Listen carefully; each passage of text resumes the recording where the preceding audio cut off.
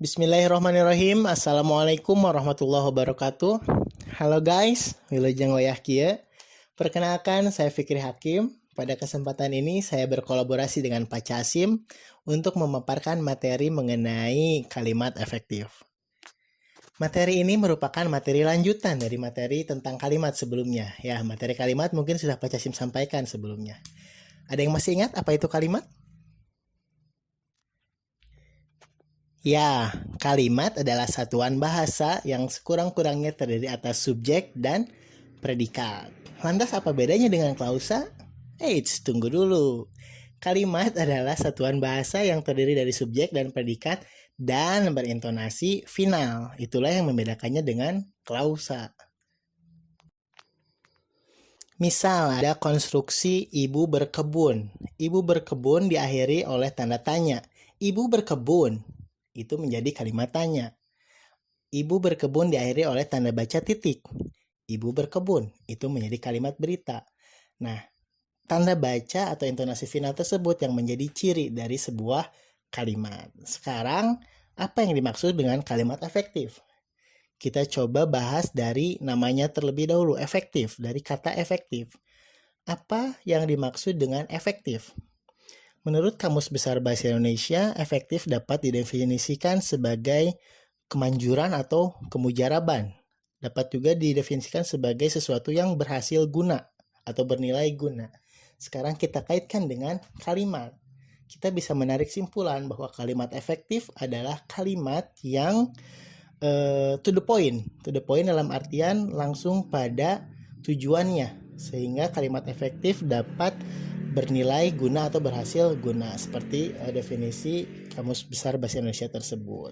Nah, definisi yang sudah kita simpulkan tadi juga sejalan dengan pendapat Wijono tahun 2012 yang menjelaskan bahwa kalimat efektif adalah kalimat yang singkat, padat, jelas, lengkap, dan dapat menyampaikan informasi secara tepat pada orang lain yang membacanya atau kepada lawan tutur kita atau lawan bicara kita.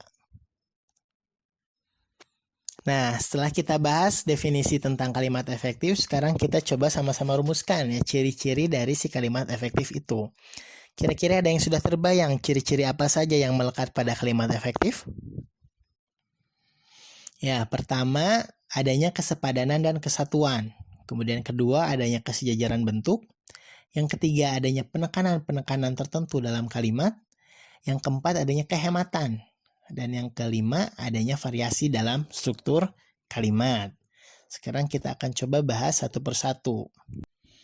Kesepadanan dan kesatuan. Nah, kesepadanan dan kesatuan ini juga berkaitan nanti dengan penekanan.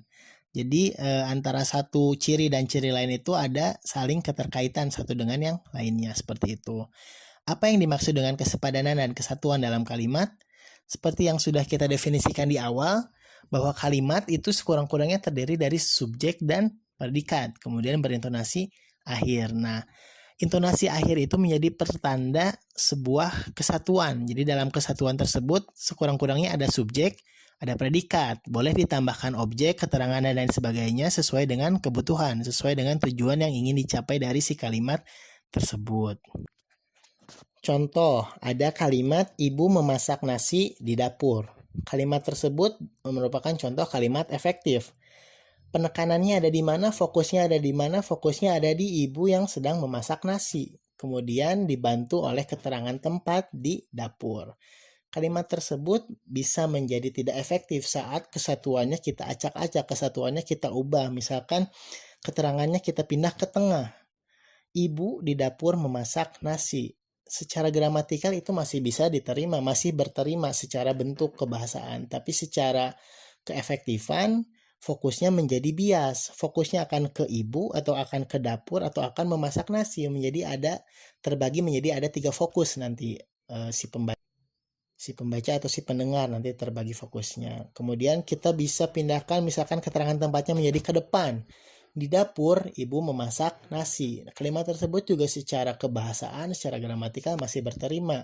Hanya saja fokusnya menjadi berubah. Fokusnya kemana? Fokusnya menjadi di dapur. Penekanannya ada pada frasa di dapur. Di dapur, ibu memasak nasi. Berbeda dengan kalimat pertama tadi, ibu memasak nasi di dapur. Fokusnya pada si ibu yang sedang memasak nasi. Sampai di sini paham? Jadi saat kita ingin pembaca itu fokus pada ibu yang sedang memasak nasi, akan menjadi efektif saat kalimat yang dibentuk adalah ibu memasak nasi di dapur. Tapi saat tujuan kita ingin membuat pembaca fokus pada tempat dapurnya, pada di dapurnya, ya berarti kita bisa mengubah atau kita bisa membuat keterangan menjadi di depan. Di dapur ibu memasak nasi. Nah, jadi karena sifat keterangan yang fleksibel, yang bisa berubah-ubah tempat, bisa ditaruh di depan, di tengah, ataupun di belakang, hal tersebut menjadi mungkin untuk dilakukan. Selain ciri kesatuan dan penekanan, satu contoh kalimat tadi juga memunculkan adanya variasi struktur. Variasi struktur tadi muncul karena adanya penekanan-penekanan yang dilakukan oleh pembicara atau oleh penulis. Saat penekanan ada pada ibu memasak nasi di dapur, strukturnya menjadi subjek, predikat, objek, kemudian keterangan. Tapi saat penekanannya atau fokusnya ingin dibuat menjadi di dapurnya di awal, di dapur ibu memasak nasi, strukturnya pun berubah menjadi keterangan, subjek, predikat, objek. Nah, seperti itu. Jadi variasi muncul mengikuti penekanan yang dibutuhkan, penekanan yang dilakukan guna mencapai tujuan si kalimat tersebut dikonstruksi. Sampai sini paham? Nah, jadi dari satu contoh kalimat ibu memasak nasi di dapur, kita sudah membahas 3 ciri kalimat efektif. Ada ciri kesatuan, kemudian penekanan, dan ada ciri variasi struktur. Sekarang kita lanjut pada ciri kehematan. Kalimat efektif harus hemat? Ya, bisa jadi. Kalimat hemat selalu efektif? Tidak juga. Nah, jadi kita akan bahas lebih lanjut kehematan dalam kalimat efektif itu yang seperti apa. Dalam kehematan ada kelugasan, ada kemudian ketepatan, dan ada juga kejelasan. Jadi kalimat efektif harus hemat, iya, tetapi tetap harus jelas, harus tepat, dan harus lugas. Jangan sampai karena kita mengejar hemat, justru kalimat tersebut menjadi tidak efektif. Langsung saja pada contoh. Pemberian penghargaan dapat diberikan dalam bentuk tanda jasa, kenaikan pangkat istimewa, uang, piagam, dan atau bentuk penghargaan lain. Ada yang aneh, ada yang salah, ada yang ganjil, janggal? Ya, di situ ada bentuk pemberian di awal, kemudian ada bentuk juga dapat diberikan di tengah. Itu menjadi pemborosan kata. Seharusnya kalimat tersebut bisa menjadi lebih efektif dengan bentuk seperti ini.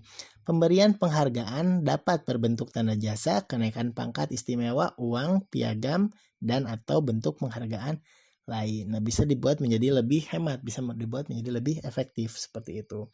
Contoh lain, ada pada konstruksi misal, berdasarkan penelitian yang telah peneliti lakukan, dapat diketahui bahwa bla bla bla bla bla bla bla bla bla. Coba cermati di awal, berdasarkan penelitian yang peneliti lakukan, berdasarkan penelitian yang sudah peneliti lakukan. Di situ ada konstruksi penelitian yang peneliti lakukan. Itu menjadi bentuk redundansi, menjadi bentuk pemborosan.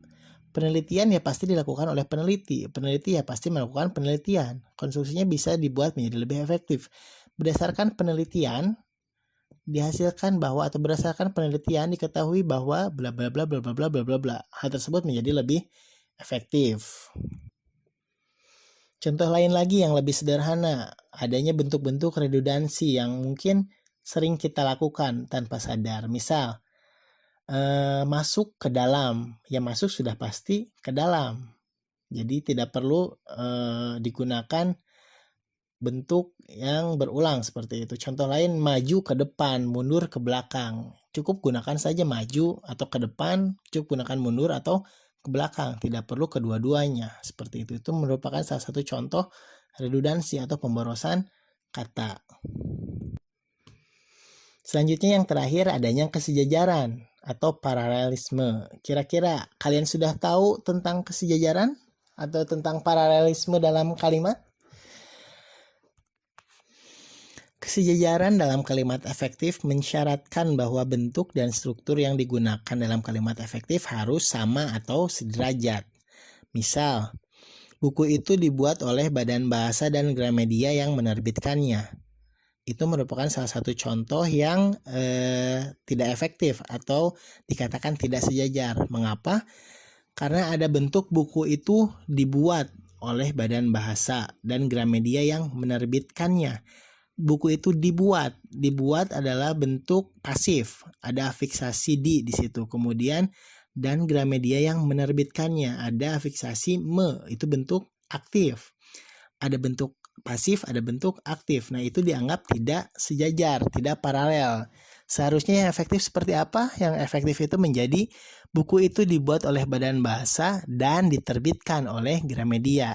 Dibuat, diterbitkan. Nah, di situ bentuk yang sejajar, bentuk yang dikatakan sejajar atau paralel itu ada pada dibuat dan diterbitkan.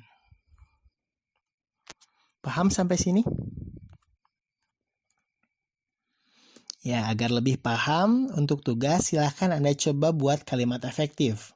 Bisa tulis atau buat di kolom komentar. Kemudian nanti kita bisa diskusi lebih lanjut. Nanti saya periksa satu persatu. Untuk materi kalimat efektif saya cukupkan sekian. Terima kasih atas segala perhatian. Wassalamualaikum warahmatullahi wabarakatuh.